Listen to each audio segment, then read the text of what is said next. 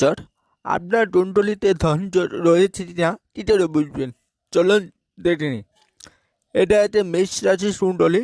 দেখুন, এটা second Lord সূর্যদেব এবং 11th লর্ড হচ্ছে শনি মহারাজ। এই দুইজন যদি রাশি পরিবর্তন করে, অর্থাৎ 11th লর্ড সেকেন্ড হাউসে এবং সেকেন্ড লর্ড 11th হাউসে যদি বিরাজমান হয়, তাহলে এটা একটা খুব সুন্দর একটা ধনজট তৈরি করে আপনার কুণ্ডলিতে। আবার সেকেন্ড লর্ড অর্থাৎ সূর্যদেব এবং 11th লর্ড অর্থাৎ শনিদেব, এই সূর্য এবং শনিদেবের জ্যোতি যখন ফার্স্ট হাউসে, মানে ফার্স্ট হাউসে সেকেন্ড লর্ড এবং 11th লর্ড একসাথে যখন জ্যোতি রথে বিরাজমান হয়, বা এই জ্যোতিটা যদি পঞ্চম হাউসে হয়, বা এই জ্যোতিটা যদি নবম হাউসে হয়, এটা সুন্দর একটা ধনজটের সৃষ্টি হবে। মানে সেকেন্ড লর্ড এবং 11th লর্ডের একে অপরের মধ্যে সম্পর্ক যখন তৈরি হয় কুণ্ডলিতে, তবুও সেটা শুভ হাউসে হতে হবে।